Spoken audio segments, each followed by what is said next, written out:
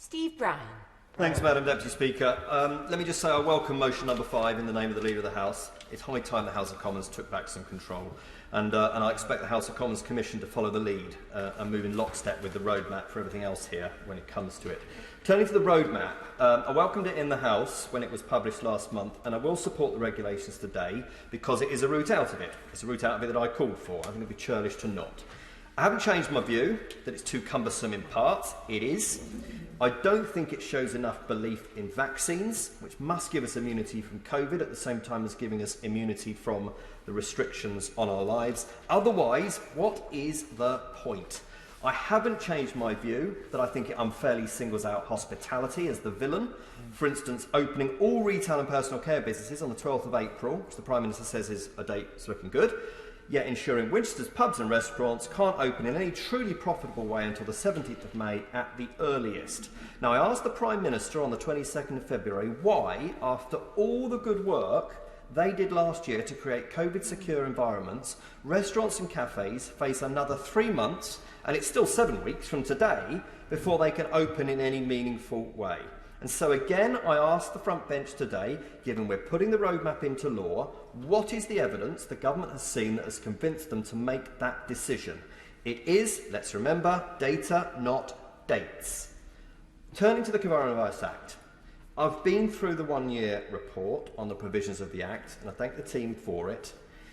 I note and I welcome the parts that ministers are retiring, such as Section 8 around emergency volunteering leave, Section 24, which gives the state crazy provision to retain fingerprints and DNA profiles of my constituents. I think there are other sections, Section 14 as an example, which allows the NHS not to comply with the requirement to carry on continuing healthcare assessments, which could be expired, given we are nowhere near last resort territory and the NHS is clearly not at risk of being overwhelmed. There are many others. I dislike intently Schedules 21 and 22 in particular, which is very sinister, and would have gladly supported the amendment to remove it in the name of my humble friend from Wickham had it been allowed.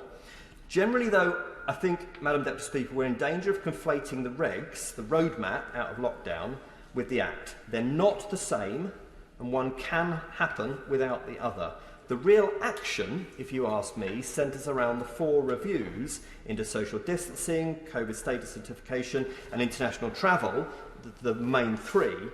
But ahead of today, I checked in with my local NHS and the 2 main professional bodies impacted by the emergency registration of nurses, for instance, and they tell me they are still needed. I can't deny that they have said that. I checked in with the legal beagles, and I can see the importance, given the backlog, of the live links and criminal procedures of our court system. So I think we're rather hoisted by our own petard, if I'm honest, on the renewal of this Act. 6 months is way too long. It doesn't fit the roadmap, but that's what the Act says. And those of us who are involved in drafting it have to take our share of responsibility for that. So it's take it or leave it territory.